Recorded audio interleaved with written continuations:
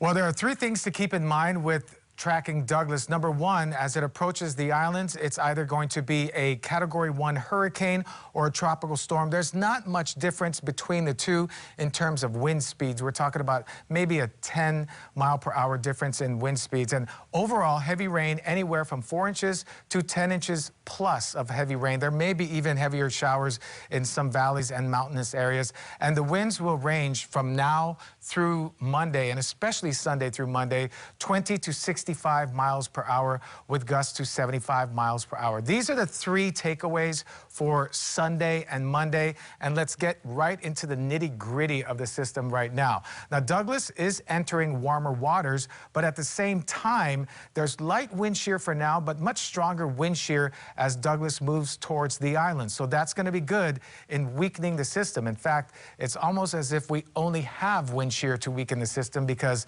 the warmer waters normally sustain a tropical system. But you can see it's not as symmetrical. It's a little bit raggedy looking right now, and the intensity has decreased as of 11 p.m.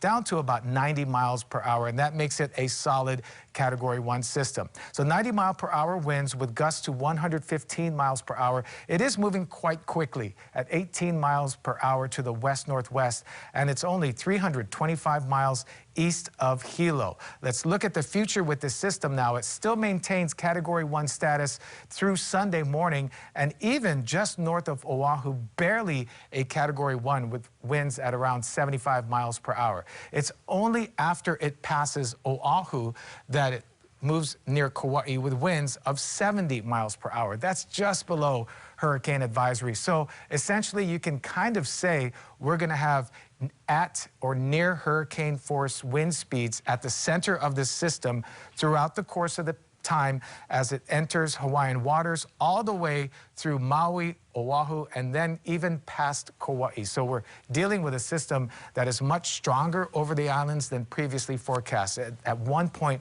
we were hoping to see tropical storm force winds just north of the Big Island. Now, if you look at the cone over the last 24 hours has shifted a little bit to the north, and that does minimize somewhat of the threat of heavy rain and stronger winds, especially winds for the Big Island, but that also kind of increases the wind speeds and the rain amounts for areas such as Maui County, Oahu, and especially Kauai. I'm going to show you a forecast model that shows that in just a few seconds as well. A big factor, and I mentioned this, is sea surface temperatures. Right now, where the hurricane is, it's 79.2 degrees. It's actually warmer near the islands right now, so we can't really depend on the sea surface temperatures. The cooler waters are just not there. It actually warms up maybe a degree or degree and a half. And so it's all about wind shear, folks. From this point on, it's all about wind shear, and there is stronger wind shear over the islands compared to where it is right now. The good news is that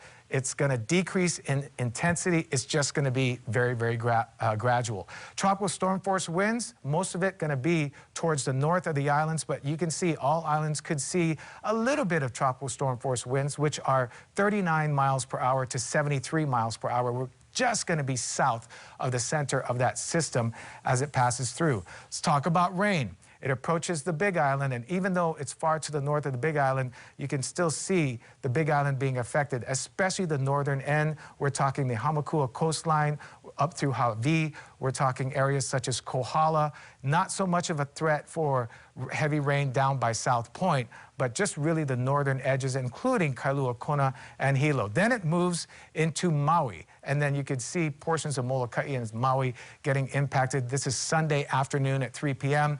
Then, of course, it moves into Oahu. We're looking at heavy rain at the very minimum for the north shore of Oahu, but still heavy rain is possible throughout the entire island. And then Kauai. Kauai could see some very heavy rain, especially towards the north, and stronger winds 3 a.m. Monday. That's just one forecast model, but when you have another that is essentially saying the same thing, you got to think that the scenario is very true for both. Heavy rain, again, towards the northern areas of the Big Island tomorrow morning, 6 a.m., into Maui by midday tomorrow around lunchtime. Even though we're not in the heaviest rain, we're still going to get some torrential downpours according to the forecast models. Off to Oahu's north shore, some of that orange, some of that yellow tipping into the north shore of Oahu. That's where the heaviest rainfall totals will be. This is tomorrow night, Sunday night at 8 p.m. Off to Kauai. Remember I said the track shifting to the north could bring some very heavy rain pretty much to the entire island of Kauai. Kauai residents, your danger zone in terms of the wettest weather will be midnight to noon on Monday. All of Monday is for the Garden Isle. So that's a kind of a scenario that we're looking at. Even through Monday afternoon, we see those darker returns, especially when it hits the mountains, and of course, southerly winds on the way. So the timeline for the heaviest rain still remains for the Big Island starting Sunday night throughout the course of the day. Sunday, Maui County, sun up to sundown. For Oahu, it's Sunday afternoon through Monday afternoon, and Kauai, it's Sunday night, more like midnight Monday morning through Monday afternoon. I'm going to show you a lot of numbers that you're going to see next, and you just pick your island or where you live or where your family lives or where your friends or loved ones live, and these are the rainfall amounts as well as the sustained wind speeds.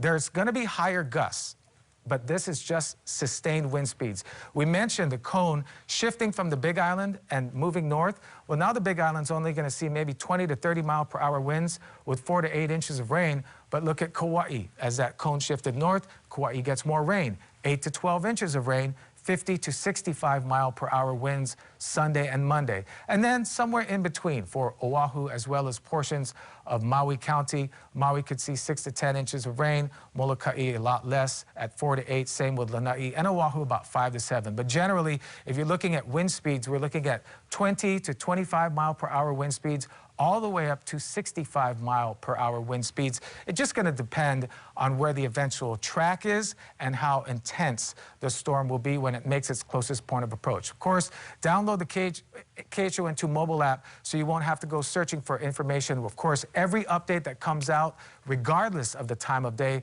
we will send you a push alert to keep you in the know. Gina, over to you.